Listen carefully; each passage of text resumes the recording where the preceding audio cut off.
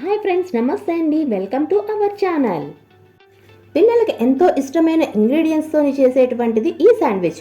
అంతే కదండి, వాళ్ళతో కూడా అప్పుడప్పుడు ఆటవిడుపుగా కూడా మనం ఈ శాండ్విచ్ చేయించవచ్చు.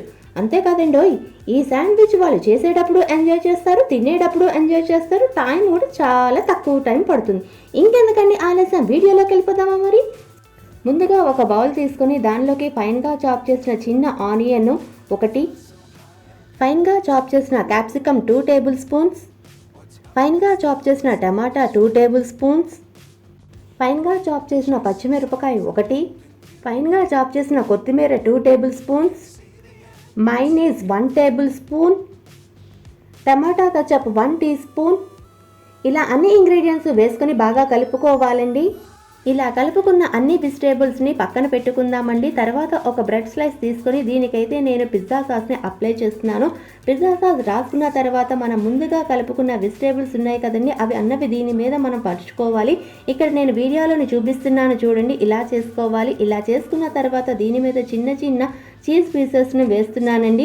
చీజ్ అన్నది మీ ఇష్టానికి అనుగుణంగా పెంచుకోవచ్చు, తగ్గించుకోవచ్చు. ఇలా చీజ్ ముక్కలను కూడా వీడియోలో చూపించిన విధంగా వేసుకున్న తర్వాత దీని మీద ఒక బ్రెడ్ స్లైస్ పెట్టి కొంచెం ప్రెస్ చేయండి. ఇక్కడ నేను చూపిస్తున్నాను చూడండి, ఇలా చేసుకోండి. తర్వాత పొయ్యి మీద ప్యాన్ పెట్టి దానిలోనికి కొంచెం బటర్ అన్నది యాడ్ చేసుకోవాలండి. బటర్ అన్నది కొంచెం మెల్ట్ అయిన తర్వాత మనం రెడీ చేసుకున్న శాండ్విచ్ని వేసుకొని లో ఫ్లేమ్లోనే పెట్టుకొని చక్కగా గోల్డెన్ కలర్ వచ్చేంత వరకు వేపుకోవాలండి. ఇలా వేగుతుండగానే పైన బ్రెడ్కి మాత్రం కొంచెం బటర్ అనేది అప్లై చేసుకోవాలి. తర్వాత మన కింద గోల్డెన్ కలర్ వచ్చిన తర్వాత ఒక్కసారి శాండ్విచ్ని టర్న్ చేసుకోవటమేనండి.